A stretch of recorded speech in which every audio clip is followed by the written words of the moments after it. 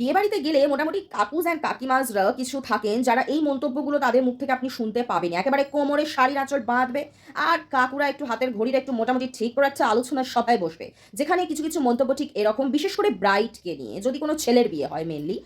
"আরে মেয়েটা কত রোগা, শাড়িটা পরে একটুও মানাচ্ছে না। আরে মেয়েটা তো বড্ড মোটা, এত মোটা, ধুর! শাড়ি পরেছে হাতি মনে হচ্ছে যেন একেবারে, মানায় না ছেলেটার সাথে। গায়ের রংটা বড্ড কালো। আরে ও তো অতিরিক্ত ফর্সা। এ কেমন একটা লাগছে যেন। আরে শাড়িটা তো বড্ড হালকা দিয়েছে। আরে গয়না তো বড্ড সরু, সরু। সোনার আছে না কম দিয়েছে?"